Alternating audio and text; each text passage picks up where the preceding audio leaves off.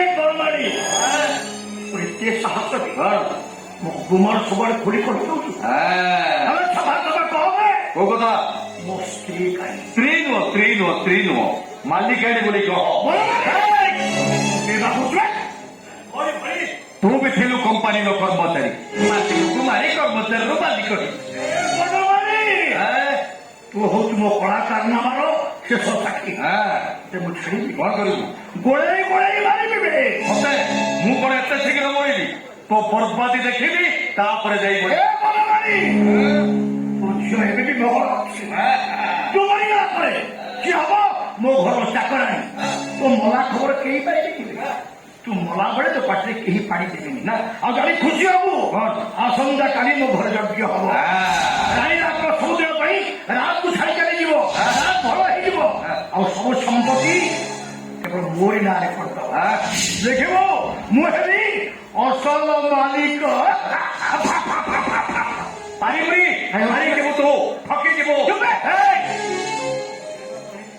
ସେ ଗପ ଶୁଣିଛୁ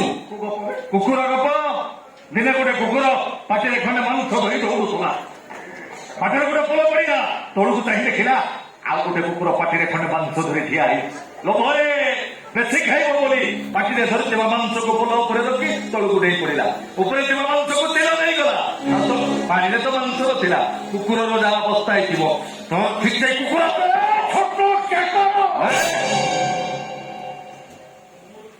ବୋକା ଆଉ କଣ କରୁଛୁ ତୁ ଦେଖିବୁ ମୁଁ ହେବି ସମସ୍ତ ସମ୍ପତ୍ତିର ଅଧିକାରୀ ଦେଖିବୁ ତୁ ମୁଁ ହେବି ମାଲିକ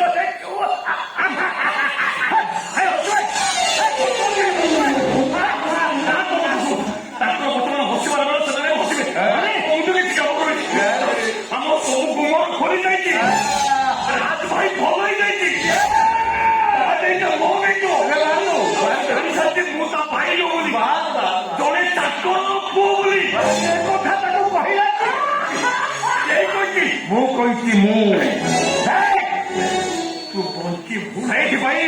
ମୋ ସାନ ଭାଣିଜୀ ଆନିକୁ ତୋ ଘରକୁ ବୋହୂ କରି ପଠେଇଥିଲି ଏବେ ଦେଖ ମିଛ ମଣିଷ ଖେଳଟା କେମିତି ହଉଛି ଦେଖ କଣ କରିବୁ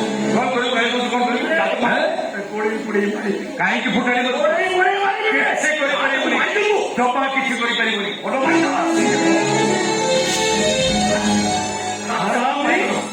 ସେମାନଙ୍କୁ ମାରିବେ କଣ ସେମାନେ ଆମକୁ ମାରିବା ପାଇଁ ହାତ ଉଠେଇ ପାରିବେ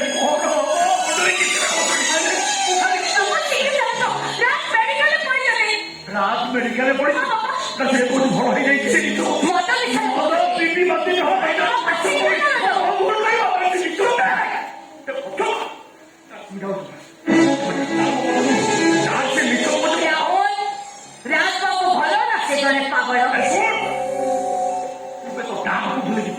কিছু মতে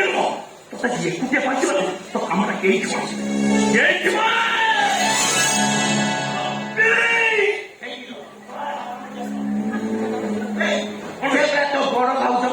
বড় ভাউজ মা সমান তু তাকে মারিবু আসু না